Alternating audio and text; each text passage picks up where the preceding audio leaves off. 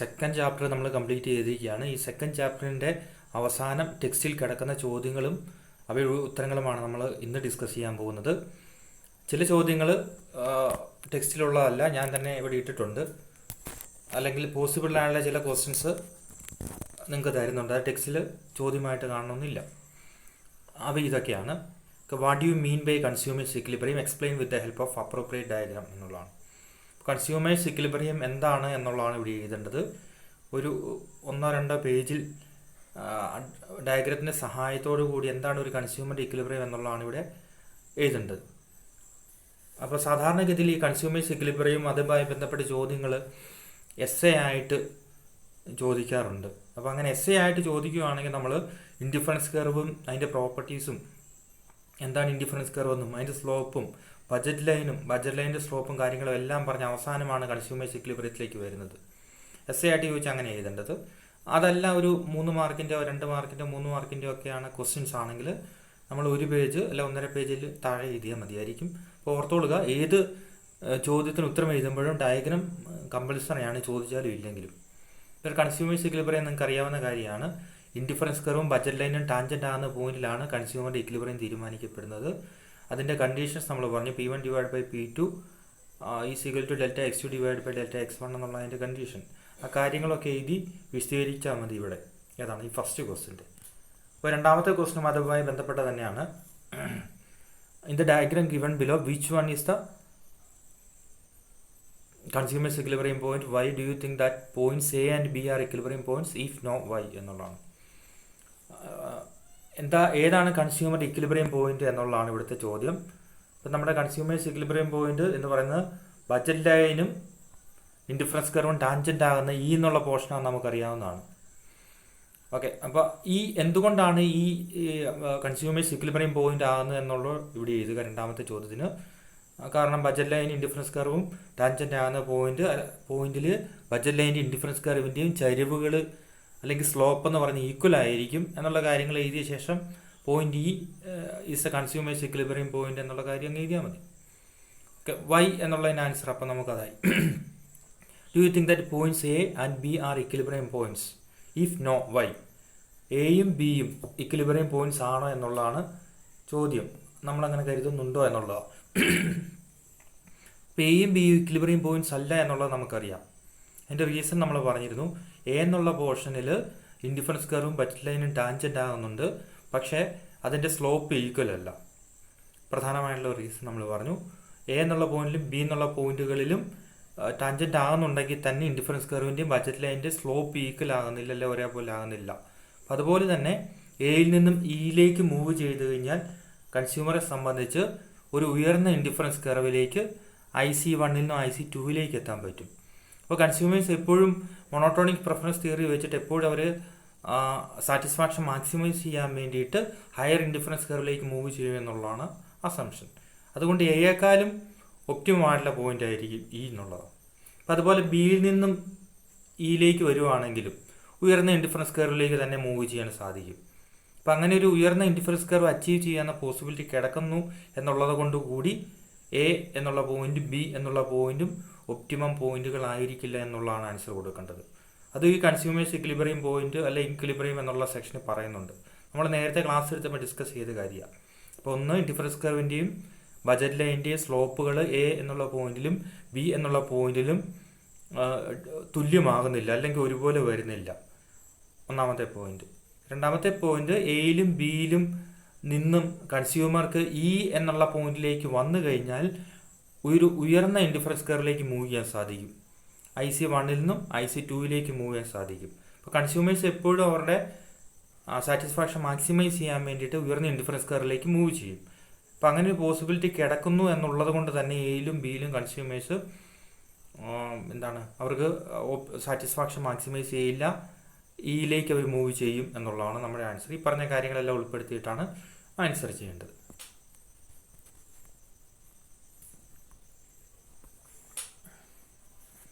മൂന്നാമത്തെ question, what do you mean by demand, what are the factors those affect demand for a commodity. എന്താണ് demand എന്നുള്ളത് define ചെയ്യുക. നമ്മൾ പറഞ്ഞു എന്താണ് demand is desire for a good backed by ability to pay and willingness to buy for it എന്നുള്ള കാര്യം എഴുതുക, ഡിമാൻഡിനെ define ചെയ്യുക. അതിനെ സ്വാധീനിക്കുന്ന ഘടകങ്ങൾ നമ്മൾ പറഞ്ഞു. Its own price, price of related goods, income, taste and preferences. അപ്പോൾ അത് എഴുതിയ ശേഷം വിശദമായിട്ട് എഴുതുക. എന്താണ്, വെറുതെ പോയിന്റ് ആയിട്ടല്ല നമുക്കിവിടെ എഴുതേണ്ടത്. ഡിമാൻഡ് എന്താണെന്നുള്ള എഴുതുക. ഡിഫറെൻറ്റ് കൈൻഡ്സ് ഓഫ് ഡിമാൻഡ് എന്താണെന്ന് നമ്മൾ പറഞ്ഞു. ഇൻഡിവിജ്വൽ ഡിമാൻഡ് ഉണ്ടെന്ന് പറഞ്ഞു, ഹൗസ് ഹോൾഡ് ഡിമാൻഡ് ഉണ്ടെന്ന് പറഞ്ഞു, മാർക്കറ്റ് ഡിമാൻഡ് ഉണ്ടെന്ന് പറഞ്ഞു അല്ലേ. പറഞ്ഞ കാര്യങ്ങൾ എഴുതിയ ശേഷം ഡിമാൻഡിനെ സ്വാധീനിക്കുന്ന ഘടകങ്ങൾ, ഒന്ന് അതിൻ്റെ ആ വസ്തുവിൻ്റെ പ്രൈസ് ആണെന്നുള്ള എഴുതുക. അതെങ്ങനെയാണ് ഡിമാൻഡിനെ സ്വാധീനിക്കുന്ന പോയിന്റുകൾ എഴുതുക. അപ്പം അങ്ങനെ 1 by 1 ആയിട്ട് ഓരോ കാര്യങ്ങളും വിശദീകരിച്ച് വേണം എഴുതാൻ. അപ്പോൾ അങ്ങനെ ഒരു ഡിസ്ക്രിപ്റ്റീവ് ടൈപ്പ് ആൻസറാണ് നമ്മൾ ഉദ്ദേശിക്കുന്നത്. വെറുതെ അതിൻ്റെ price, income of the consumer എന്നുള്ള പോയിന്റ്സ് മാത്രം എഴുതിയാൽ പോരാ, അത് ശ്രദ്ധിക്കുക. ഓക്കെ. നാലാമത്തെ, distinguish between substitute goods and complementary goods with the help of examples. Substitute ഗുഡ്സും കോംപ്ലിമെൻ്ററി ഗുഡ്സും തമ്മിലുള്ള വ്യത്യാസം എന്താണെന്നുള്ള ചോദിച്ചിരിക്കുന്നത്. ഉദാഹരണ സഹിതം വ്യക്തമാക്കാനാണ് പറഞ്ഞിരിക്കുന്നത്. അപ്പോൾ സബ്സ്റ്റിറ്റ്യൂട്ട് ഗുഡ് എന്താണെന്ന് നമുക്കറിയാം അല്ലേ.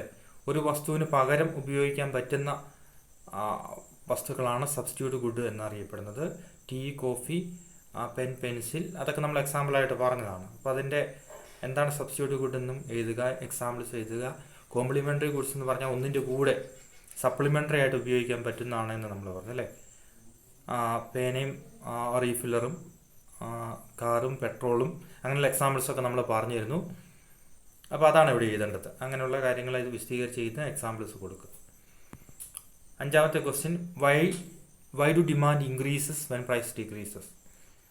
അതായത് വില കുറയുമ്പോൾ എന്തുകൊണ്ടാണ് ഡിമാൻഡ് വർദ്ധിക്കുന്നത് എന്നുള്ളതാണ് ചോദ്യം. അപ്പോൾ 2 കാരണങ്ങളാണ് നമ്മൾ പറഞ്ഞത്. എന്താണ്, when the price decreases demand increases. 2 reasons എന്ന് പറയുന്നത് എന്തൊക്കെയാണ്? ഇൻകം എഫക്റ്റും സബ്സ്റ്റിറ്റ്യൂഷൻ എഫക്റ്റുമാണ്. അതായത് ലോ ഓഫ് ഡിമാൻഡിൻ്റെ കാരണം എന്ന് പറയുന്നത്, അഥവാ വില കുറയുമ്പം ഡിമാൻഡ് കൂടാനുള്ള കാരണം എന്ന് പറയുന്നത് യഥാർത്ഥത്തിൽ പ്രൈസ് എഫക്റ്റാണ്. പ്രൈസ് എഫക്റ്റിനെ തന്നെ നമുക്ക് എന്ത് ചെയ്യാൻ പറ്റും? 2 രീതിയിൽ സ്പ്ലിറ്റ് ചെയ്യാൻ പറ്റും. പ്രൈസ് എഫക്റ്റ് എന്ന് പറഞ്ഞാൽ എന്താണ്? വില കുറയുമ്പം ഡിമാൻഡ് കൂടുന്നതിനെയാണ് പ്രൈസ് എഫക്റ്റ് എന്ന് പറയുന്നത്. അല്ലെങ്കിൽ വില കൂടുമ്പം ഡിമാൻഡ് കുറയുന്ന പ്രൈസ് എഫക്റ്റ് എന്ന് പറയുന്നത്. പ്രൈസിൽ ഉണ്ടാകുന്ന ചേഞ്ച് മൂലം ഡിമാൻഡിൽ ഉണ്ടാകുന്ന ചേഞ്ച്, അതാണ് പ്രൈസ് എഫക്റ്റ്. അത് നമ്മളിവിടെ എഴുതിയിട്ടുണ്ട്. ഓക്കെ. ഇതേ ചോദ്യം മറ്റൊരു രീതിയിലും ചോദിക്കുക. എന്താണ്? Decompose price effect into substitution effect and income effect എന്ന്. അപ്പോൾ വില കുറയുമ്പോൾ ഡിമാൻഡ് കൂടുന്നതാണ് പ്രൈസ് എഫക്റ്റ്. അതിനെ നമുക്ക് 2 രീതിയിൽ സ്പ്ലിറ്റ് ചെയ്യാം. എന്താണ്? സബ്സ്റ്റിറ്റ്യൂഷൻ എഫക്റ്റ്, ഇൻകം എഫക്റ്റ് എന്നും പറഞ്ഞിട്ട്. അപ്പോൾ സബ്സ്റ്റിറ്റ്യൂഷൻ വില കുറയുമ്പോൾ ഡിമാൻഡ് കൂടാൻ കാരണം ഒന്ന് സബ്സ്റ്റിറ്റ്യൂഷൻ എഫക്റ്റാണ്. വില കുറയുന്ന വസ്തു അതിൻ്റെ സബ്സ്റ്റിറ്റ്യൂട്ടുകളെ അപേക്ഷിച്ച് കൂടുതൽ അട്രാക്റ്റീവായിട്ട് മാറുന്നു. വില കുറയുന്ന വസ്തു വില കുറയാത്ത വസ്തുക്കളെക്കാളും ആൾക്കാർ കൂടുതൽ മേടിക്കുന്നു എന്നുള്ളതാണ്. ഒരു വസ്തുവിന് വില കുറയുമ്പം ബാക്കിയുള്ള സാധനങ്ങൾ മേടിച്ചുകൊണ്ടിരുന്ന ആൾക്കാർ ഈ വില കുറഞ്ഞ വസ്തു മേടിക്കാൻ വരുന്നു എന്നുള്ളതാണ്. അതാണ് സബ്സ്റ്റിറ്റ്യൂഷൻ എഫക്റ്റ്. നമ്മൾ നേരത്തെ വിശദമാക്കിയതാണ് അല്ലേ. കോഫിയുടെ വില കുറയുകയാണെങ്കിൽ കോഫി കഴിച്ചുകൊണ്ടിരുന്ന ആൾക്കാർ കൂടുതൽ കോഫി കഴിച്ചേക്കാം. ചായ കഴിക്കുന്ന ആൾക്കാർ കൂടി കോഫിയുടെ വില കുറഞ്ഞു എന്നുള്ളത് കൊണ്ട് കോഫി മേടിക്കാൻ അല്ല കഴിക്കാൻ വേണ്ടിയിട്ട് വരാം. അതാണ് സബ്സ്റ്റിറ്റ്യൂഷൻ എഫക്റ്റ് എന്ന് പറയുന്നത്. വില കുറഞ്ഞ വസ്തു വിലയിൽ മാറ്റമില്ലാത്ത വസ്തുക്കളെ അപേക്ഷിച്ച് കൂടുതൽ അട്രാക്റ്റീവായിട്ട് തോന്നുന്നു. വില കുറഞ്ഞ വസ്തു ആൾക്കാർ കൂടുതൽ സബ്സ്റ്റിറ്റ്യൂട്ട് ചെയ്യുന്നു. Substitution effect. Plus income effect ഉണ്ട്. ഈ വില കുറഞ്ഞു എന്ന് പറഞ്ഞാൽ ഒരു ഉപഭോക്താവിനെ സംബന്ധിച്ച് അയാളുടെ യഥാർത്ഥ വരുമാനം കൂടുന്നതിന് തുല്യമാണ്. ഒരു വസ്തുവിന് വില കുറയുമ്പോൾ ഒരു ഉപഭോക്താവിനെ സംബന്ധിച്ച് ആ വില കുറഞ്ഞ വസ്തു നേരത്തേക്കാളും കൂടുതൽ അളവ് മേടിക്കാൻ പറ്റും. നേരത്തേക്കാളും കൂടുതൽ ക്വാണ്ടിറ്റി മേടിക്കാൻ പറ്റും വില കുറഞ്ഞു എന്നുള്ളതുകൊണ്ട്. അപ്പോൾ അത് ഒരാളുടെ യഥാർത്ഥ വരുമാനം വർദ്ധിക്കുന്ന തുല്യമാണ് എന്നുള്ളതാണ് ഇൻകം എഫക്റ്റ് പറയുന്നത്. അപ്പോൾ ഈ ഇൻകം എഫക്റ്റും സബ്സ്റ്റിറ്റ്യൂഷൻ എഫക്റ്റൂടെ കൂടി ചേരുന്നതാണ് പ്രൈസ് എഫക്റ്റ്. ഇത് രണ്ടും ചേരുന്നു എന്നുള്ളത് കൊണ്ടാണ് വില കുറയുമ്പം ഡിമാൻഡ് വർദ്ധിക്കുന്നത്. ഈ പറഞ്ഞ കാര്യങ്ങളൊക്കെ വിശദീകരിച്ചാണ് അവിടെ എഴുതേണ്ടത്. ഓക്കെ.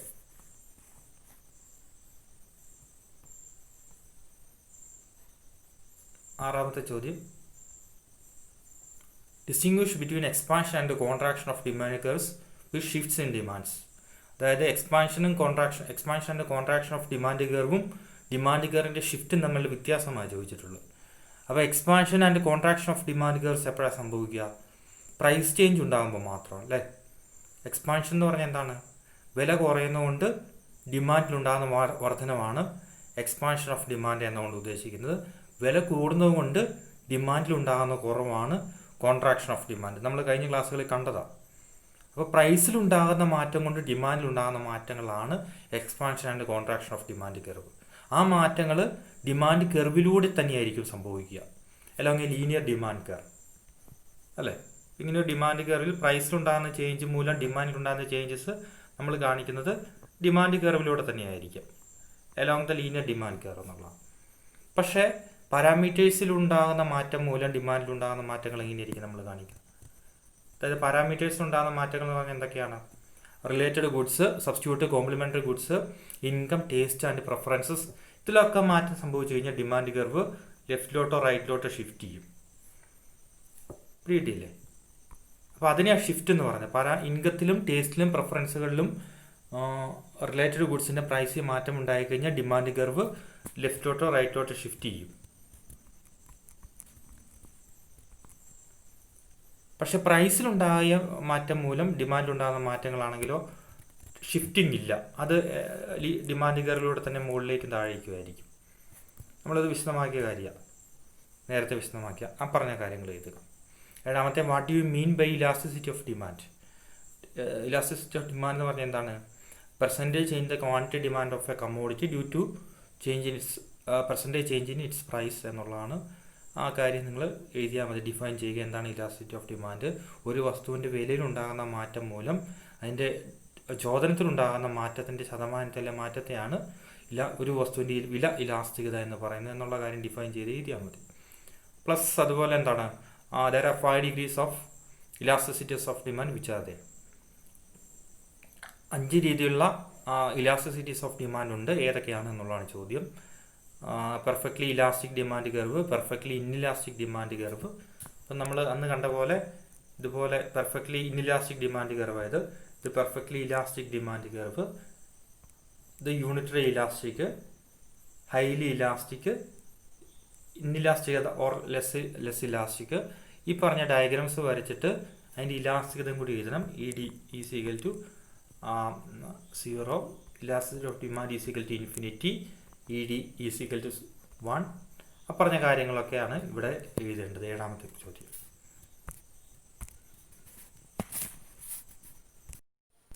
ഈ ചാപ്റ്ററിൻ്റെ അവസാനം കുറച്ച് ക്വസ്റ്റ്യൻസ് കൊടുത്തിട്ടുണ്ട്. NCERT ക്വസ്റ്റ്യൻ സോൾവ്ഡ് എന്ന് പറഞ്ഞിട്ട് കൊടുത്തിട്ടുണ്ട്. അപ്പോൾ ചോദ്യങ്ങളും ഉത്തരങ്ങളും കൊടുത്തിട്ടുണ്ട്. 8 വരെയുള്ള ചോദ്യങ്ങളും ഉത്തരങ്ങളും കൊടുത്തിട്ടുണ്ട്. 8 വരെയുള്ള ക്വസ്റ്റ്യൻസിൻ്റെ ഉത്തരങ്ങൾ വരെ കൊടുത്തിട്ടുണ്ട്. നിങ്ങൾ നോക്കി മനസ്സിലാക്കി എഴുതുക. 9 മുതലാണ് നമ്മൾ പറയാൻ പോകുന്നത്. 9ാമത്തെ ചോദ്യം എന്ന് പറയുന്നത്, consider the following diagram. The income of the consumer is 48. Find the prices of good 1 and good 2 എന്ന്. സാധാരണഗതിയിൽ നമുക്ക് X1 X2 കണ്ടുപിടിക്കാൻ പറഞ്ഞാൽ ചോദിക്കാറ്. അതായത് ഒന്നാമത്തെ വസ്തുവിൻ്റെയും രണ്ടാമത്തെ വസ്തുവിൻ്റെയും വിലകൾ തന്നിട്ട് X1 X2 കണ്ടുപിടിക്കാൻ പറഞ്ഞ് ചോദിക്കാറുണ്ട്. ഇവിടെ പക്ഷേ ചോദ്യം എങ്ങനെയാണ്? പ്രൈസസ് കണ്ടുപിടിക്കാനുള്ള ചോദ്യമാണ്. സാധാരണഗതി നമ്മൾ എന്ത് ചെയ്യും? X1 is equal to M divide by P1 എന്നുള്ളത് വെച്ചിട്ട് X1 കണ്ടുപിടിക്കും. ഓക്കെ, ഇവിടെ നോക്കി, ഇവിടെ X1 തന്നിട്ടുണ്ട്. X1 എന്ന് പറയുന്നത് 6 ആണ്. ഇവിടെ 6. X1 തന്നിട്ടുണ്ടെങ്കിൽ പ്രൈസ് എങ്ങനെ കണ്ടുപിടിക്കാം?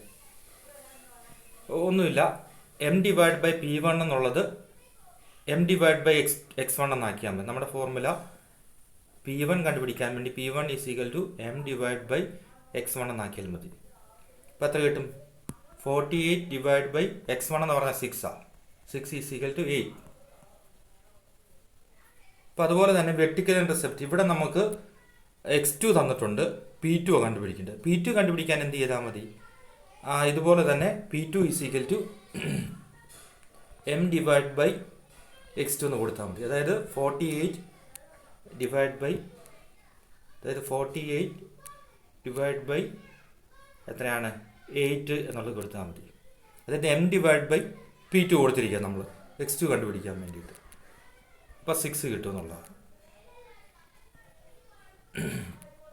P2 കണ്ടുപിടിക്കാൻ വേണ്ടി വേണ്ടിയിട്ട് നമ്മൾ ഇൻകത്തെ X2 കൊണ്ട് അല്ലെങ്കിൽ ഗുഡ് 2ൻ്റെ എണ്ണം കൊണ്ട് ഡിവൈഡ് ചെയ്തു. അപ്പം നമുക്ക് രണ്ടാമത്തെ വസ്തുവിൻ്റെ വിലയും കിട്ടും എന്നുള്ളതാണ്. അതായത് ഇവിടെ വെർട്ടിക്കൽ ഇൻ്റർസെപ്റ്റും ഹൊറിസോണ്ടൽ ഇൻ്റർസെപ്റ്റും തന്നിട്ടുണ്ടെങ്കിൽ എന്ത് ചെയ്താൽ മതി?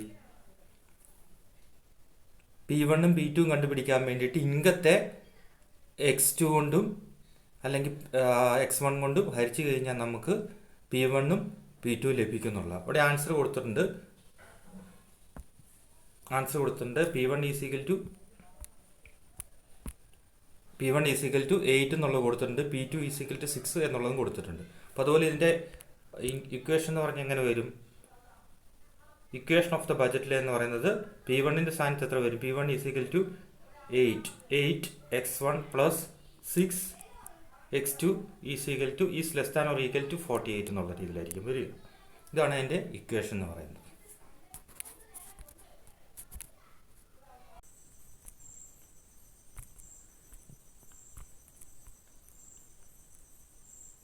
ഓക്കെ, അടുത്ത ചോദ്യം ഇതാണ്. Consider the following diagram. AB is the budget line. What are the differences between points P and Q എന്നുള്ളതാണ് ചോദ്യം. Point P and point Q differences എന്തൊക്കെയാണ് ഡിഫറൻസ്? പോയിന്റ് P എന്ന് പറയുന്നത് ബജറ്റ് ലൈനിലുള്ള പോയിൻ്റാണ്. Which means that at point P the consumer is spending his entire income. But at the same time at point Q the consumer is not spending his entire income. He cannot spend his entire income, but at the same time he can buy some certain amounts of good 1 and good 2. Point പിയിൽ consumer അദ്ദേഹത്തിന് മുഴുവൻ വരുമാനം spend ചെയ്യുന്നുണ്ട്. But point ക്യൂവിൽ പക്ഷേ ഒരു inferior ആയിട്ടുള്ള ഒരു ബജറ്റ് സെറ്റ് ആയിരിക്കും പോയിന്റ് ക്യൂവിലുള്ളത്. അദ്ദേഹത്തിൻ്റെ വരുമാനം പൂർണ്ണമായി അവിടെ ചെലവഴിക്കുന്നില്ല എന്നുള്ള കാര്യമാണ് എഴുതേണ്ടത്. ഗിവ് യുവർ ജസ്റ്റിഫിക്കേഷൻസ് പറഞ്ഞ കാര്യം എഴുതിയാൽ മതി. പി എന്നുള്ള സ്ഥലത്ത് കൂടുതൽ വരുമാനം അല്ലെങ്കിൽ മുഴുവൻ വരുമാനം ചെലവഴിക്കുന്നു. ക്യൂവിൽ വരുമാനം പൂർണ്ണമായും ചെലവഴിക്കപ്പെടുന്നില്ല. അതുകൊണ്ട് ഒരു ലെസർ ക്വാണ്ടിറ്റീസ് അല്ലെങ്കിൽ lesser amounts of goods can be consumed എന്നുള്ള കാര്യം എഴുതിയാൽ മതി. ഓക്കെ, പതിനൊന്നാമത്തെ P1 x1 plus P2 x2 is equal to m is the equation of the budget line. Here P1 divided by P2 is the slope. Define the slope and what does the slope means. Slope എന്താണെന്നുള്ള എഴുതുക. അപ്പോൾ budget ലൈൻ്റെ slope എന്ന് പറഞ്ഞാൽ എന്താണ്? Budget ലൈൻ്റെ slope എന്ന് പറഞ്ഞു കഴിഞ്ഞാൽ the quantities of good two that the consumers sacrifices to achieve 1 more units of good 1 എന്നുള്ളതാണ് സ്ലോപ്പ് എന്ന് പറയുന്നത്. അതായത് ഒന്നാമത്തെ വസ്തു ഒരു യൂണിറ്റ് കൂടുതൽ മേടിക്കുവാൻ വേണ്ടിയിട്ട് വേണ്ടെന്ന് വെക്കുന്ന രണ്ടാമത്തെ വസ്തുവിൻ്റെ അളവാണ് P1 divided by P2 എന്ന് പറയുന്നത്. അത് തന്നെയാണ് പ്രൈസ് റേഷ്യോ എന്ന് പറയുന്നത്. ദ ക്വാണ്ടിറ്റീസ് അല്ലെങ്കിൽ the amount of good two that the consumer sacrifices in order to achieve 1 more units of or unit of good 1. അങ്ങനെ സ്ലോപ്പിനെ ഡിഫൈൻ ചെയ്ത് അത് നിങ്ങൾ ടെക്സ്റ്റ് നോക്കിയിട്ട് എഴുതിയാൽ മതി. സ്ലോപ്പ് തന്നെയാണ് പ്രൈസ് റേഷ്യോ എന്നുള്ള അറിയപ്പെടുന്നത്. Okay, 12 consider the following diagram. Okay, give A single word for the straight line AB. AB എന്നുള്ള സ്ട്രേറ്റ് ലൈനിൻ്റെ സിംഗിൾ വേർഡ് എന്താണെന്നുള്ളത് ചോദിച്ചിരിക്കുന്നത്. ബജറ്റ് ലൈൻ നമുക്കറിയാവുന്ന കാര്യമാണ്. Define it. ബജറ്റ് ലൈനെ ഡിഫൈൻ ചെയ്താൽ മതി. എന്താ ബജറ്റ് ലൈൻ ഡിഫൈൻ ചെയ്യാൻ അറിയാമല്ലോ അല്ലേ? when the consumer spends his entire income for buying 2 goods, he'll get different combinations of consumption goods. അതിനെ ബേസ് ചെയ്ത് വരയ്ക്കുന്ന ലൈനാണ് ബജറ്റ് ലൈൻ എന്നുള്ള കാര്യം എഴുതിയാൽ മതി. Or the budget line is the graphical representation of budget set എന്നോ consumption bundles എന്നൊക്കെ എഴുതിയാൽ മതി. വലിയ കാര്യമുള്ള കാര്യമല്ല. അങ്ങനെ ഡിഫൈൻ ചെയ്യാനൊന്നും എക്സാമിന് ചോദിക്കൊന്നുമില്ല. Okay, what does the inequality P1 x1 plus P2 x2 is less than or equal to shows. Okay, അപ്പോൾ ഇവിടെ ഒരു കാര്യം കൊടുത്തിട്ടുണ്ട്. P1 x1 P2 x2 is less than or equal to m എന്നുള്ളത് കൊടുത്തിട്ടുണ്ട്. അത് കാണിക്കുന്നത് എന്താണെന്നുള്ളത് അതൊരു കൺസ്ട്രെയിൻ്റ് ആണ്. ഒരു കൺസ്ട്രെയിൻ്റ് എന്ന് പറഞ്ഞാൽ ഒരു തടസ്സം, ഒരു ലിമിറ്റ് എന്നൊക്കെ അർത്ഥം. അത് കാണിക്കുന്നത് എന്താണ്? എമ്മിനേക്കാളും കുറവായിരിക്കും. എം എന്ന് പറഞ്ഞാൽ വരുമാനമാണ്. P1ഉം P2ഉം 2 വസ്തുക്കളുടെ വിലകളുമാണ്. x1 x2 2 വസ്തുക്കളുടെ അളവുകളുമാണ്. അപ്പോൾ അവിടെ കാണിക്കുന്നത് ഒരു വ്യക്തിക്ക് അദ്ദേഹത്തിൻ്റെ വരുമാനത്തിന് തുല്യമോ അതിൽ താഴെ മാത്രമേ ഇവിടെ ചെലവഴിക്കാൻ പറ്റുകയുള്ളൂ എന്നുള്ളതാണ് ഇത് കാണിക്കുന്നത്. അദ്ദേഹത്തിൻ്റെ ഒരു വ്യക്തിയുടെ വരുമാനത്തിന് തുല്യമായിട്ടുള്ള എമൗണ്ട് ഒരു വ്യക്തിക്ക് 2 സാധനങ്ങൾക്ക് വേണ്ടി ചെലവഴിക്കാം. x1 x2ന് വേണ്ടിയിട്ട് വരുമാനത്തെക്കാളും താഴെ ചെലവഴിക്കാം. 100 രൂപ വരുമാനം ഉണ്ടെങ്കിൽ 20 രൂപ ചെലവഴിക്കാം. x1 x2ന് വേണ്ടിയിട്ട് 50 രൂപ ചെലവഴിക്കാം, 80 രൂപ ചെലവഴിക്കാം, 100 രൂപ വരെ ചെലവഴിക്കാം. അപ്പോൾ 100 രൂപയ്ക്ക് തുല്യമോ 100 രൂപ താഴെ ഒരു വ്യക്തിക്ക് എന്ത് ചെയ്യാൻ പറ്റുള്ളൂ, ചിലവഴിക്കാൻ സാധിക്കുകയുള്ളൂ എന്നുള്ളതാണ് ഈ ഒരു കൺസ്ട്രെയിൻറ്റ് അല്ലെങ്കിൽ ഇൻഇക്വാളിറ്റി കൊണ്ട് അർത്ഥമാക്കുന്നത് എന്നുള്ളത്.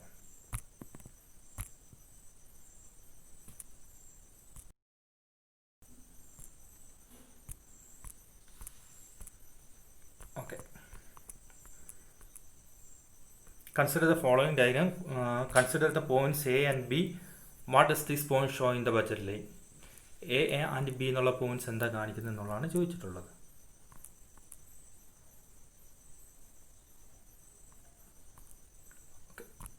എ എന്നുള്ള പോയിന്റ് എന്താ കാണിക്കുന്നത്, വെർട്ടിക്കൽ ഇന്റർസെപ്റ്റ് ആണ് എ എന്നുള്ള പോയിന്റ് കാണിക്കുന്നത്.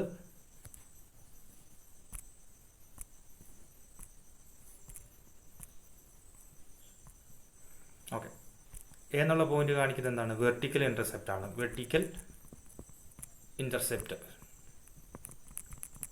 ബി എന്നുള്ള പോയിന്റ് കാണിക്കുന്നത് ഹൊറിസോണ്ടൽ ഇന്റർസെപ്റ്റ് ആണ്, ഹൊറിസോണ്ടൽ ഇന്റർസെപ്റ്റ് നിങ്ങൾ എഴുതിയാൽ മതി ഇത്. Okay, consider the line A B, find what will happen to the budget line under the following situations, show with the help of a diagram. Income of the consumer decreases, കൺസ്യൂമറുടെ വരുമാനം കുറയുവാണെങ്കിൽ budget line എന്ത് സംഭവിക്കും, budget line will shift leftwards അല്ലേ, ലെഫ്റ്റിലോട്ട് shift ചെയ്യും കൺസ്യൂമറുടെ income കുറയുവാണെങ്കിൽ. The price of good one increases, ഒന്നാമത്തെ വസ്തുവിൻ്റെ വില കൂടുകയാണെങ്കിൽ ബഡ്ജറ്റ് ലൈൻ ലെഫ്റ്റിലോട്ട് ഷിഫ്റ്റ് ചെയ്യും. പക്ഷേ ഈ വെർട്ടിക്കൽ ഇന്റർസെപ്റ്റിനകത്ത് മാറ്റം ഉണ്ടാകുകയില്ല, ഹൊറിസോണ്ടൽ ഇന്റർസെപ്റ്റിനകത്തെ മാറ്റം ഉണ്ടാവുള്ളൂ, ബഡ്ജറ്റ് ലൈൻ ലെഫ്റ്റിലേക്ക് ഷിഫ്റ്റ് ചെയ്യുന്നു. Price of good two increases, രണ്ടാമത്തെ വസ്തുവിൻ്റെ വില കൂടിയാലോ ഇതുപോലെ ഇങ്ങനെയായിരിക്കും ഷിഫ്റ്റ് ചെയ്യുക. രണ്ടാമത്തെ വസ്തുവിൻ്റെ വിലയാണ് കൂടുന്നത്, അപ്പോൾ സ്വാഭാവികമായിട്ട് അകത്തോട്ട് തന്നെ ഷിഫ്റ്റ് ചെയ്യും. ഇവിടെ ഒന്നാമത്തെ വസ്തുവിൻ്റെ വിലയിൽ മാറ്റമില്ല.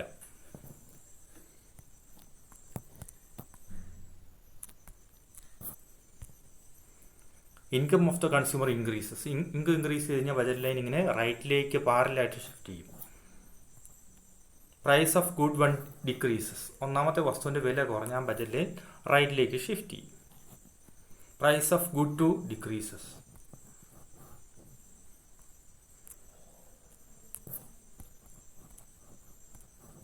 ഇങ്ങനെയായിരിക്കും മാറ്റം ഉണ്ടാകുക. രണ്ടാമത്തെ വസ്തുവിൻ്റെ വില കുറയുകയാണെങ്കിൽ ബഡ്ജറ്റ് ലൈൻ റൈറ്റിലേക്കായിരിക്കും ഷിഫ്റ്റ് ചെയ്യുക. ഇങ്ങനെയൊരു മൂവ്മെൻറ്റ്സ് ആയിരിക്കും ഉണ്ടാവുക.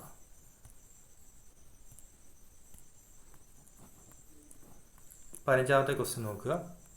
Budget line shifts പാരലി upwards, the horizontal intercept decreases without changing vertical intercept. Budget line shift downwards, the horizontal intercept increases without a change in vertical intercept. Connect the statements given in brackets with the statements given below. ഇത് match ചെയ്യാനുള്ളൊരു ചോദ്യമാണ്.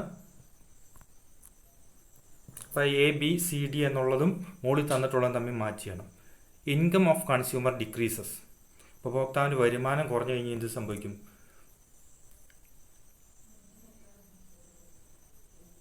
Budget line shift downwards അല്ലേ. Income of the consumer decreases, budget line shift downwards എന്നുള്ളതാണ് A എന്നുള്ളത്. Income of consumer increases, budget line shift parallelly upwards, the horizontal intercept decreases, അത് വേറെ ആയിരിക്കും. Okay, അപ്പം budget line shifts parallelly upwards B. Price of good one decreases, ഒന്നാമത്തെ വസ്തുവിൻ്റെ വില കുറയുകയാണ്.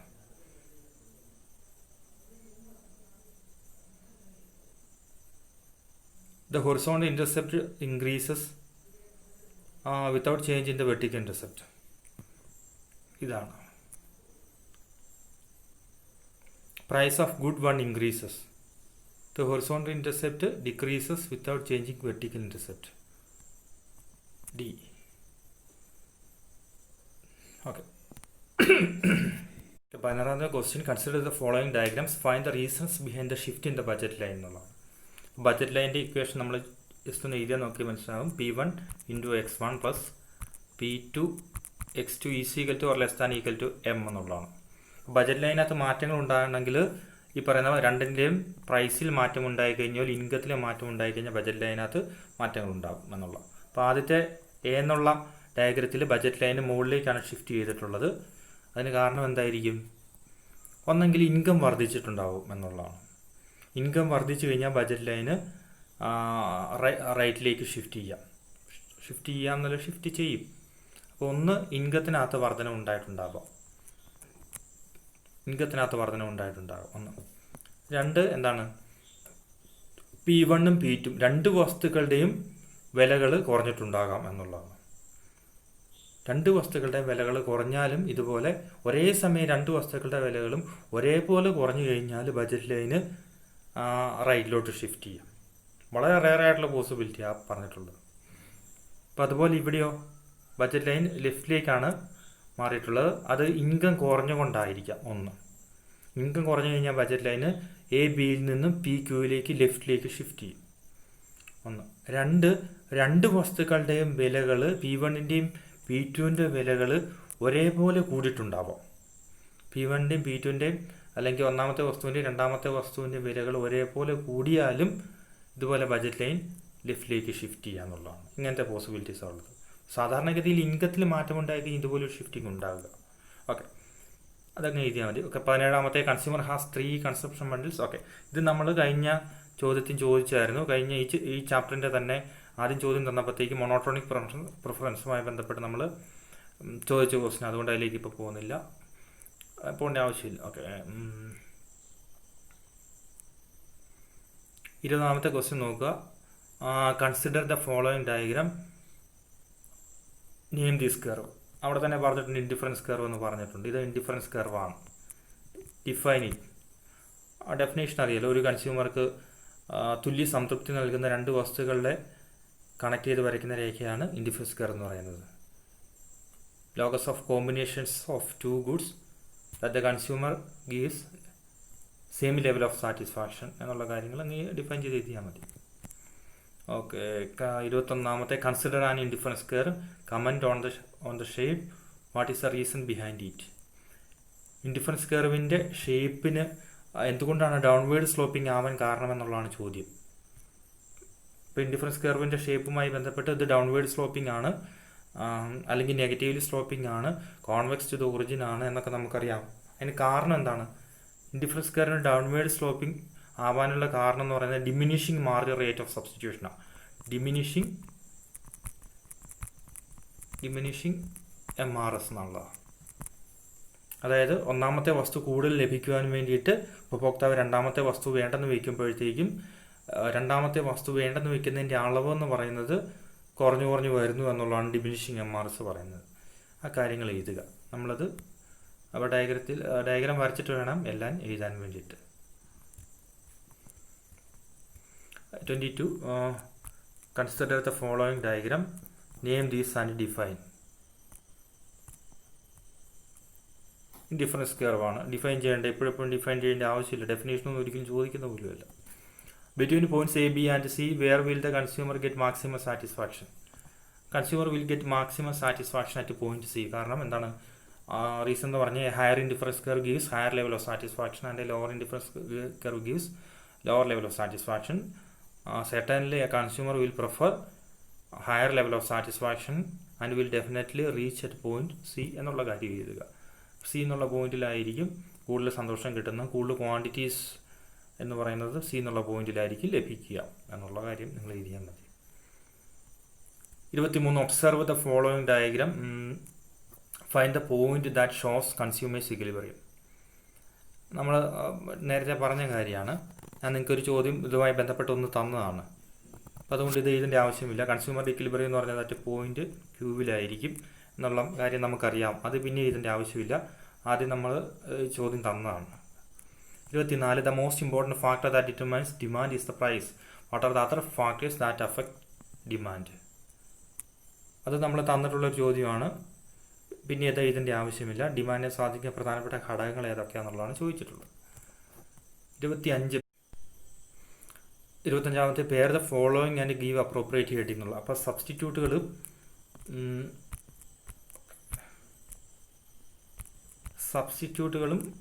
കോംപ്ലിമെൻസും അല്ലെങ്കിൽ കോംപ്ലിമെൻ്ററി ഗുഡ്സ് എന്നുള്ള കൊടുത്താൽ മതി.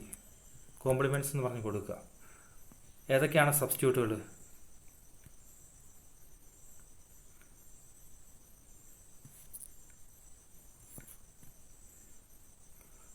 സബ്സ്റ്റിറ്റ്യൂട്ടുകൾ ടീയും കോഫിയും സബ്സ്റ്റിറ്റ്യൂട്ടുകളാണ് അല്ലേ? ഓക്കെ, ടീയും കോഫിയും സബ്സ്റ്റിറ്റ്യൂട്ടുകളാണ്. പെന്നും ഇൻകും എന്ന് പറയുന്ന കോംപ്ലിമെൻ്ററി ഗുഡ്സുമാണ്, കോംപ്ലിമെൻ്ററീസ് ആണ്. കാറും പെട്രോളും കോംപ്ലിമെൻ്ററി ഗുഡ്സാണ്. കാറും പെട്രോളും കോംപ്ലിമെൻ്ററി ആണ്. ടീയും കോഫിയും സബ്സ്റ്റിറ്റ്യൂട്ടുകളാണ്. പെന്നും ഇൻകും കോംപ്ലിമെൻ്ററി ആണ്. മിൽക്കും മിൽക്ക് പൗഡറും സബ്സ്റ്റിറ്റ്യൂട്ടുകളാണ് അല്ലേ? മിൽക്ക് ആൻഡ് മിൽക്ക് പൗഡർ, പാൽപ്പൊടി എന്ന് പറയുന്നത് അത് മിൽക്ക് സബ്സ്റ്റിറ്റ്യൂട്ടുകളാണ്. മിൽക്കല്ലേ? ഓക്കെ, അങ്ങനെ അങ്ങ് എഴുതിയാൽ മതി. 5 when the income of the consumer increases, the demand for the good also increases. Name this type of goods. Define it. ഒരു ഉപഭോക്താവിൻ്റെ വരുമാനം വർദ്ധിക്കുമ്പം when the income of the consumer increases, the demand for the good also increases. ഉപഭോക്താവിൻ്റെ വരുമാനം വർദ്ധിക്കുമ്പോഴത്തേക്കും demand കൂടുന്ന വസ്തുക്കളാണ് normal goods. അതൊക്കെ തന്നെ അല്ലേ? അതൊക്കെ normal ഗുഡാണ്. ഉപഭോക്താവിൻ്റെ വരുമാനം വർദ്ധിക്കുമ്പോൾ ഡിമാൻഡ് കൂടുന്ന വസ്തുക്കളെല്ലാം നോർമൽ ഗുഡാണ്. ഉപഭോക്താവിൻ്റെ വരുമാനം വർദ്ധിക്കുമ്പോൾ ഡിമാൻഡ് കുറയുന്ന വസ്തുക്കളാണെങ്കിലോ, അങ്ങനെയാണെങ്കിൽ അത് ഇൻഫീരിയർ ഗുഡ്സാണ് കേട്ടോ. വരുമാനം വർദ്ധിക്കുമ്പോൾ ഡിമാൻഡ് കൂടുകയാണെങ്കിൽ നോർമൽ ഗുഡും, വരുമാനം വർദ്ധിക്കുമ്പോൾ ഡിമാൻഡ് കുറയുകയാണെങ്കിൽ ഇൻഫീരിയർ ഗുഡുമാണ്. അപ്പോൾ ഇവിടെ നോർമൽ ഗുഡ്സാണ് പറയുന്നത്. 27 when the price of apple increased, the consumer decreases the consumption of apple. What is the economic law within the statement? Define it. ആപ്പിളിൻ്റെ വില കൂടിയപ്പോഴത്തേക്കും കൺസ്യൂമർ എന്ത് ചെയ്തു? അതിൻ്റെ ഡിമാൻഡ് കുറച്ച്, അത് മേടിക്കുന്നത് കുറച്ചെന്നുള്ള അതിന് ലോ ഓഫ് ഡിമാൻഡ് എന്നാണ് പറയുന്നത് അല്ലേ? ലോ ഓഫ് ഡിമാൻഡ്, അതിൻ്റെ എക്കണോമിക് ലോ എന്ന് പറഞ്ഞാൽ ലോ ഓഫ് ഡിമാൻഡ്, ചോദന നിയമം എന്നാണ് പറയുന്നത്. ഒരു ഡയഗ്രാം വരച്ചിട്ട് ആ കാര്യങ്ങളങ്ങ് എഴുതിയാൽ മതി. ചുമ്മാ ലോ ഓഫ് ഡിമാൻഡ് ആണ് അതിൻ്റെ റീസണുള്ള എഴുതിയാൽ മതി.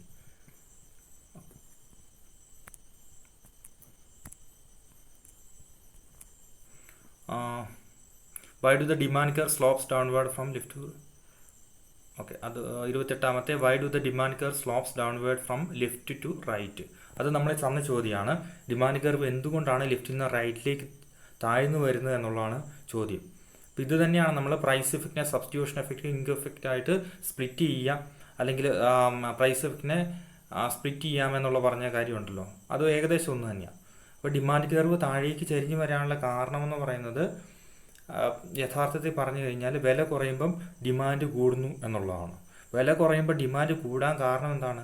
സബ്സ്റ്റിറ്റ്യൂഷൻ എഫക്റ്റും ഇൻകം എഫക്റ്റും തന്നെയാണ്. അതുകൊണ്ട് ഇതും അതേ നമ്മൾ നേരത്തെ തന്ന ക്വസ്റ്റ്യൻ തന്നെയാണ്. എന്തുകൊണ്ടാണ് വില കുറയുമ്പോൾ ഡിമാൻഡ് കൂടുന്നത് എന്നുള്ള അതേ ചോദ്യം തന്നെ ഇവിടെ തന്നിട്ടുള്ളത്. ഇത് ഇതിൻ്റെ ആവശ്യമില്ല. പിന്നീട് 28-ാമത്തെയും നിങ്ങൾ ഇതിൻ്റെ ആവശ്യമില്ല, ഓൾറെഡി നമ്മൾ തന്ന. 29 when the price decreases, demand falls.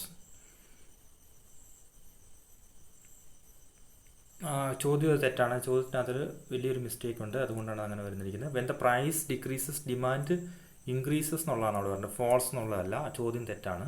അപ്പോൾ അത് when the price decreases demand increases എന്നാക്കി മാറ്റിയാൽ മതി. ഫോൾസ് എന്നുള്ള സ്ഥലത്ത് ഇൻക്രീസസ് എന്നാക്കി മാറ്റിയാൽ മതി. അപ്പോൾ ഓക്കെ ആയിക്കോളും. അപ്പോൾ when the price decreases demand increases. One of the reasons behind these is substitution effect. Find the second reason, income effect. അപ്പോൾ വില കുറയുമ്പോൾ ഡിമാൻഡ് കൂടാൻ കാരണം ഒന്ന് സബ്സ്റ്റിറ്റ്യൂഷൻ എഫക്റ്റ് ആണ്, 2 ഇൻകം എഫക്റ്റ് ആണ്. ബി ഡിഫൈൻ ഇറ്റ്, അതിൻ്റെ ഒരു ഡെഫിനേഷൻ കൊടുത്താൽ മതി, അല്ലെങ്കിൽ എന്താണ് ഇൻകം എഫക്റ്റ് എന്നുള്ളത് എഴുതിയാൽ മതി. C show these effects with the help of a diagram. അത് എഴുതണ്ട നിങ്ങൾ, അത് സ്ലാറ്റ്സ്കിയുടെ ഹിഗ്സിൻ്റെ ഒക്കെ എഫക്റ്റുകളാണ്. വലിയ ഡയഗ്രാം ഒക്കെ വരച്ചിട്ട് എഴുതാനുള്ളത്, നമുക്കത് പഠിക്കാനില്ലാത്തതാണ്. അപ്പം സി എന്നുള്ളത് നിങ്ങൾ ആൻസർ ചെയ്യണ്ട. Show these statements with the help of a diagram. 30-ാമത്തെ when the price of a good falls its demand increases. ഒരു ഡയഗ്രാം വരച്ചത് കാണിക്കാനാണ് ചോദിച്ചിട്ടുള്ളത്. When the price of a good falls, ഒരു വസ്തുവിന് വില കുറയുമ്പോൾ അതിൻ്റെ ഡിമാൻഡ് വർദ്ധിക്കുന്നു എന്നുള്ളതാണ് കാണിക്കുന്നത്. ലോ ഓഫ് ഡിമാൻഡ് പോലെ തന്നെ കാണിച്ചാൽ മതി. വില കുറയുമ്പോൾ ഡിമാൻഡ് കൂടുന്നു എന്നുള്ളതാണ്. പ്രൈസ് ഇതിൽ നിന്നും കുറയുന്നു, ഡിമാൻഡിനകത്ത് വർധന ഉണ്ടാകുന്നുള്ളൂ. When the income of the consumer increases, the demand increases. അടുത്ത ഡയഗ്രത്തിനകത്ത് വരയ്ക്കുക. ഡിമാൻഡ് കർവ് ഷിഫ്റ്റ് ചെയ്യുന്നു.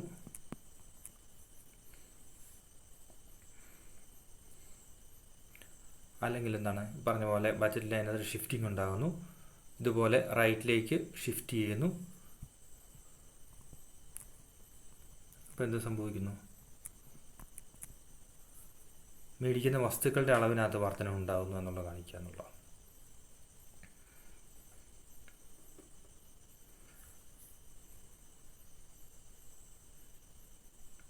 When the price increases,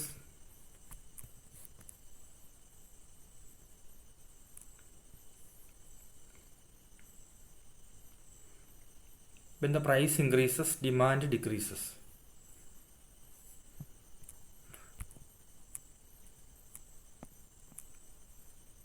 ഇതുപോലെ ലോ ഓഫ് ഡിമാൻഡിൻ്റെ പോലെ തന്നെ പ്രൈസ് പിയിൽ നിന്നും P1 ആയിട്ട് ഇൻക്രീസ് ചെയ്യുകയാണ്, ഡിമാൻഡ് ക്യൂവിൽ നിന്നും Q1 ആയിട്ട് കുറയുകയാണ് ചെയ്യുന്നത്.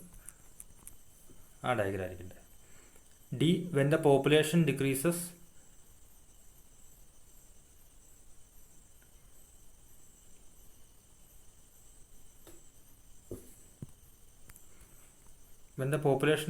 The demand also decreases. Population കുറയുന്നു, ഡിമാൻഡ് കുറയുന്നു എന്നുള്ളതാണ്.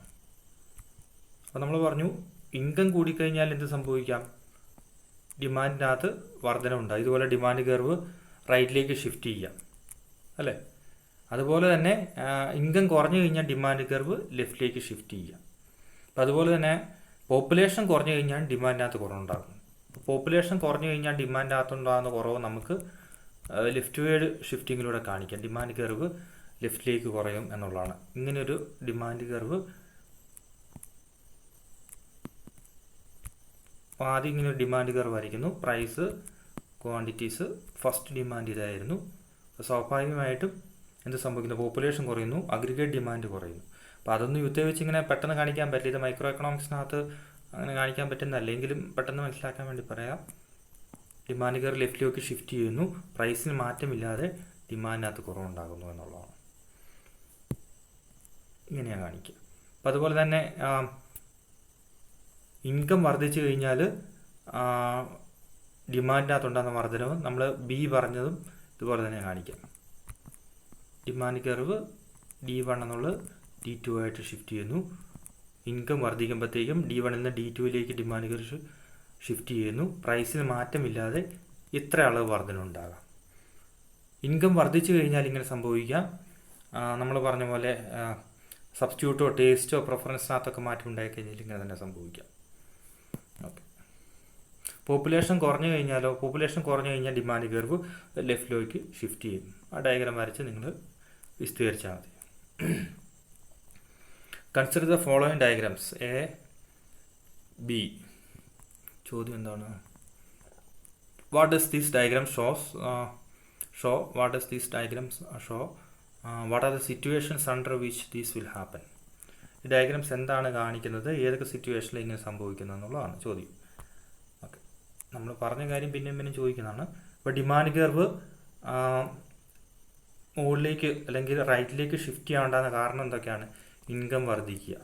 ചോദിച്ച കാര്യം തന്നെ പിന്നെ അവർ ചോദിച്ചിരിക്കുക. ഇൻകം വർദ്ധിക്കുക, ടേസ്റ്റിനകത്ത് മാറ്റങ്ങൾ ഉണ്ടായി കഴിഞ്ഞാൽ, സബ്സ്റ്റിറ്റ്യൂട്ടുകളുടെ വിലകൾ, പ്രൈസുകൾ വർദ്ധിച്ചു കഴിഞ്ഞാൽ, പിന്നെന്താണ്, കോംപ്ലിമെൻ്ററി ഗുഡ്സിൻ്റെ വിലകൾ കുറഞ്ഞു കഴിഞ്ഞാൽ ഒക്കെ ഇതുപോലെ ഡിമാൻഡ് കർവ് റൈറ്റിലേക്ക് ഷിഫ്റ്റ് ചെയ്യാം. ഇവിടെ പറഞ്ഞ പോലെ. അപ്പോൾ ആദ്യത്തേത് ഷിഫ്റ്റ് ഇൻ ഡിമാൻഡ് കേട്ടോ. ആദ്യത്തേത് ഷിഫ്റ്റ് ഇൻ ഡിമാൻഡാണ്.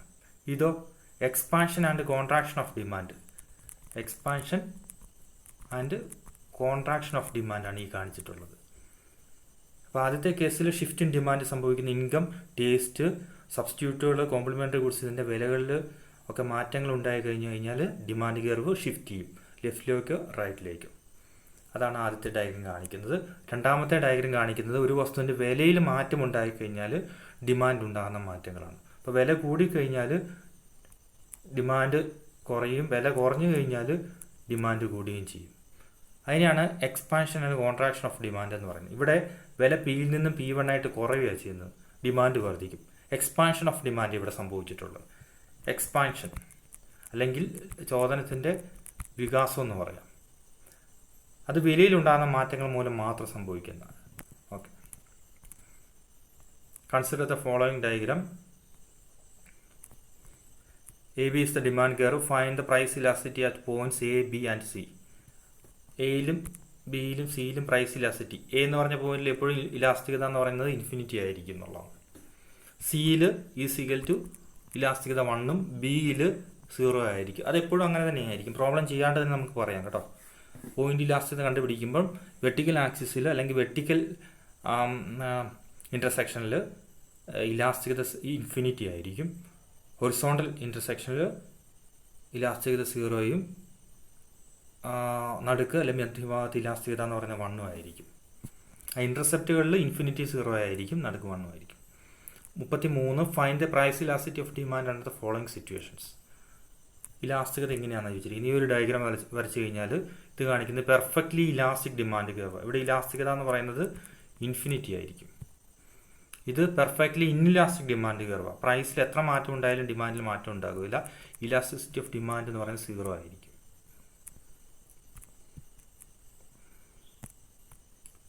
ഇത് യൂണിറ്ററി ഇലാസ്റ്റിക് ആണ്. Elasticity of demand will be 1 ആയിരിക്കും. കാരണം പ്രൈസ് എത്ര കുറയുന്നോ ഡിമാൻഡ് അത്രയേ കൂടുള്ളൂ. ഈക്വൽ ആയിട്ടുള്ള മാറ്റമായിരിക്കും. അതുകൊണ്ട് ഇലാസ്റ്റികത 1 ആയിരിക്കും ഇവിടെ. 34 find A single time for the following statements. The warn satisfying power of a commodity. എന്താണ്? യൂട്ടിലിറ്റി, ഉപയുക്തത. ഒരു വസ്തുവിൻ്റെ ആവശ്യകതയെ തൃപ്തിപ്പെടുത്താനുള്ള കഴിവിനെയാണ് യൂട്ടിലിറ്റി എന്ന് പറയുന്നത്. The relationship between demand and factors affecting demand. ഒരു വസ്തുവിൻ്റെ ഡിമാൻഡും ഡിമാൻഡിനെ സ്വാധീനിക്കുന്ന ഘടകങ്ങളും തമ്മിലുള്ള ബന്ധം എന്ന് പറയുന്നത് demand function.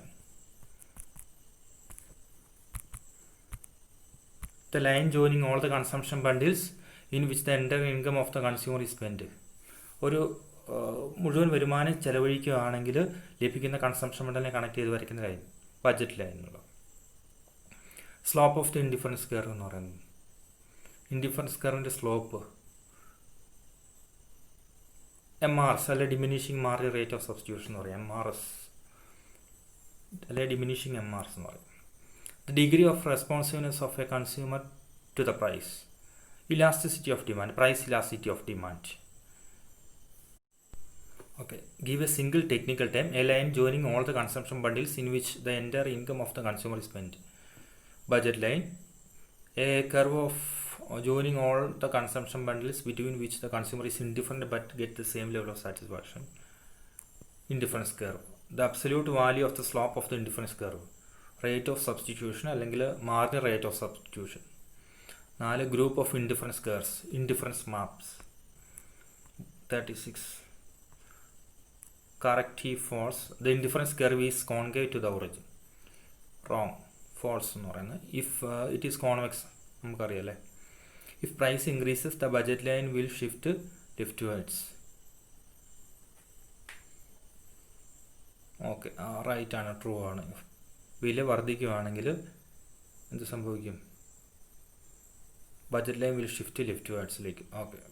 3 inferior goods are those goods with which the demand increases with a rise in income. Inferior goods അല്ലെങ്കിൽ താണതരം വസ്തുക്കൾ എന്ന് പറഞ്ഞാൽ എന്താണ്? വരുമാനം വർദ്ധിച്ചു കഴിഞ്ഞാൽ ഡിമാൻഡ് കൂടുന്ന വസ്തുക്കൾ. ട്രൂ ആണ്. The slope of the indifference curve is P1 divide by P2. അല്ല, delta x2 divide by delta x1 എന്നുള്ള. ഇത് ബഡ്ജറ്റ് ലൈനിൻ്റെ സ്ലോപ്പ് ആ P1 ഡിവൈഡ് ബൈ P2 എന്നുള്ള. അപ്പോൾ ഫോൾസ് ആണ്. 5 Px1 plus Px2 is less than is equal to M is the budget constraint. Budget constraint എന്ന് പറയുമ്പോൾ എന്താണ് വരേണ്ടത്? ഇതുകൂടെ വരണം, ലെസ് ദാൻ ഒരു ഈക്വൽ ടു എന്നുള്ള വരണം.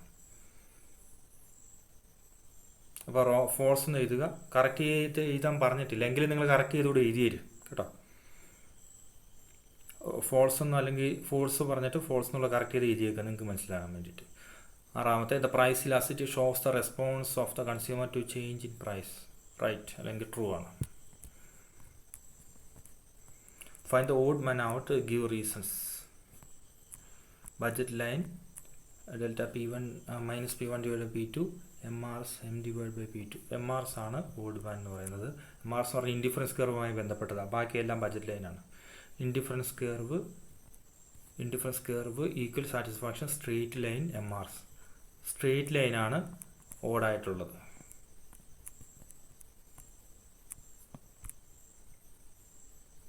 ഒന്നാമത്തേത് increase in price, decrease in demand, upward movement along the same demand curve, increase in demand.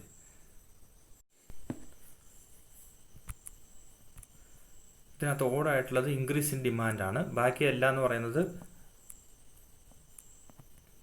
ഡിമാൻഡിനകത്ത് price വർദ്ധിച്ചു കഴിഞ്ഞാൽ ഡിമാൻഡിനകത്ത് കുറവുണ്ടാകും. Increase in price, decrease in demand, upward movement along the same demand curve. Price കൂടിക്കഴിഞ്ഞാൽ demand കുറയും. ഈ demand കർവിലൂടെ തന്നെ മുകളിലേക്കൊരു movement ഉണ്ടാകും എന്നുള്ളതാണ്. അപ്പോൾ ഇൻക്രീസ് ഇൻ ഡിമാൻഡ് ഉണ്ടാവില്ല. അതാണ് ഓട് ആയിട്ടുള്ളത്, ഒറ്റപ്പെട്ടെന്ന് പറയുന്നത്. Infinite price elasticity is equal to infinity parallel to X axis, elasticity is equal to 0.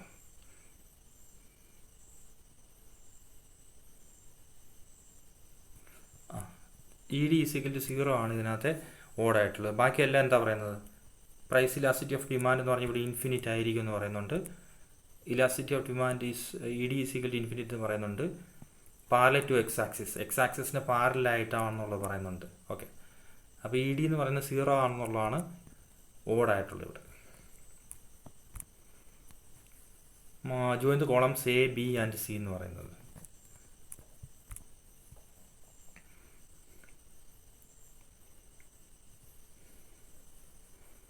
Budget line എന്ന് പറയുന്നത് P1 ഡിവൈഡ് ബൈ P2 എന്നുള്ളത് അത് തന്നെയാണ് പ്രൈസ് റേഷ്യോ എന്ന് പറയുന്നത്. ഇൻഡിഫറൻസ് കർവ് എന്ന് പറയുന്നത് MRS, convex to the origin. Elasticity 0 എന്ന് പറയുന്നത് ഇലാസ്റ്റിസിറ്റി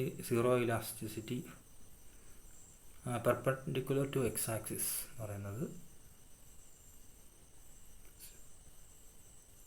നോ റെസ്പോൺസ്.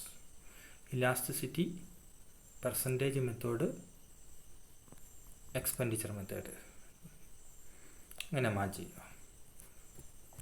അപ്പോൾ അത് എഴുതി എനിക്ക് അയച്ചു തരിക, എത്രയും പെട്ടെന്ന് അയച്ചു തരിക.